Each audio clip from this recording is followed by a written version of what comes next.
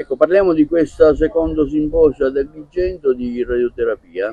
Sì, quest'anno, dopo il successo della prima edizione, in cui si parlava di tumori della mammella e della prostata, affrontiamo altri due temi oncologici molto importanti, quello delle neoplasie ginecologiche e quelle delle neoplasie del polmone.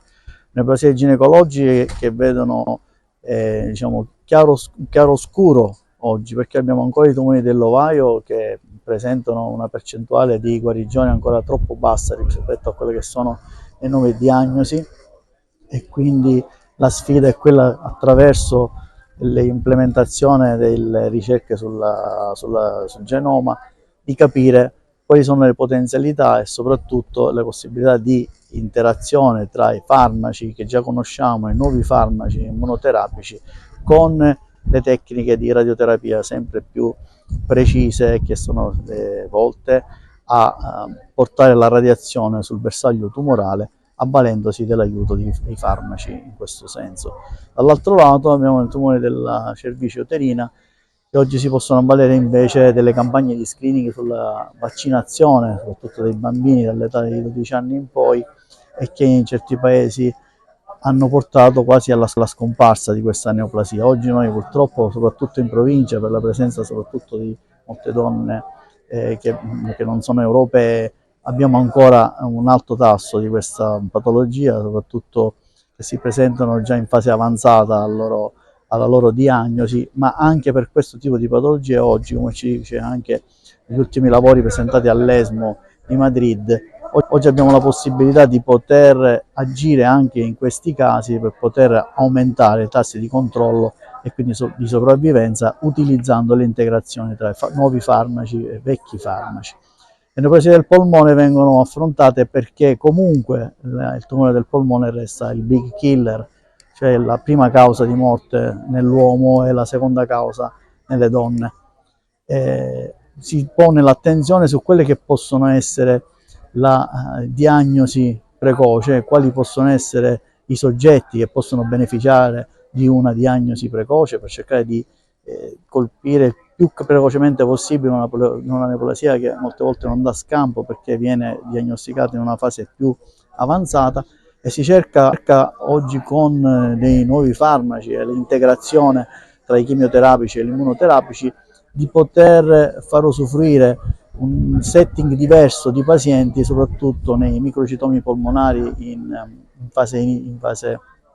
iniziale, ma anche nei pazienti oligometastatici, cioè quei pazienti che presentano un numero diciamo minimo di metastasi, tali da poter comunque garantire un trattamento integrato radio e chemioterapico per mantenere un controllo di malattia. E dirige il reparto UC ad Agrigento, ecco qual è la situazione, insomma, un quadro della situazione.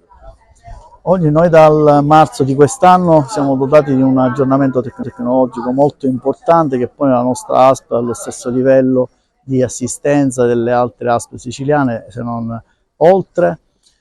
perché siamo in grado di garantire trattamenti personalizzati, volumetrici, ad intensità modulata e stereotassici, che fino a febbraio non era possibile realizzare. Grazie a questo aggiornamento noi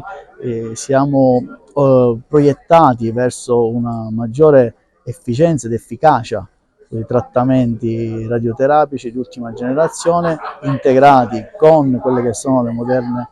conoscenze della oncologia medica,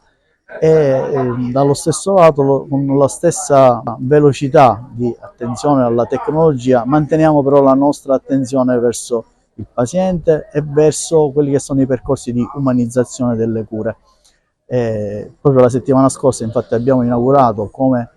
primo centro di radioterapia in Italia la Campana della Vittoria, una campana che sta a simboleggiare la fine del percorso dei trattamenti radioterapici, dall'alto valore simbolico ma di un grande impatto, quello che è la speranza dei pazienti che completano il trattamento, per gli altri pazienti che in sala di attesa aspettano anche loro di completare un loro percorso. Lei darà il suo contributo a questo secondo simposio sulla radioterapia? Sono molto contento di essere a questo simposio di radioterapia dall'amico Michele Bono, che è uno stimatissimo collega, e questo è un evento molto importante perché diciamo, riunisce a livello multidisciplinare gli oncologi medici, i chirurghi, i radioterapisti oncologi per discutere ovviamente di quelle che sono le modernizzazioni in campo della cura dei tumori e dal punto di vista della radioterapia l'evoluzione tecnologica e i miglioramenti per i nostri pazienti purtroppo affetti da cancro. Ecco, si fa un passo avanti nella cura? Il passo avanti nella cura c'è, abbiamo farmaci innovativi, ben tollerati, abbiamo apparecchiature sempre più precise, abbiamo delle diagnosi dei tumori sempre più anticipate e questo consente di aumentare i tassi di cura in modo importante. Lei ha ritenuto di venire oggi qui ad Agrigento proprio per dare il suo contributo? Sì, assolutamente, vengo con piacere in Sicilia, ho delle origini siciliane, poi di Agrigento, i miei genitori stanno a Ribera, quindi vengo con piacere, ma sono venuto soprattutto ovviamente per le motivazioni scientifiche importanti di questo simposio. Come valuta questo simposio, questa iniziativa? Questa iniziativa sta andando molto bene, ci sono colleghi da tutta la Sicilia, anche alcuni colleghi come me fuori regione, è un importante evento, una kermesse per discutere assieme in modo importante degli aggiornamenti per la cura dei nostri pazienti.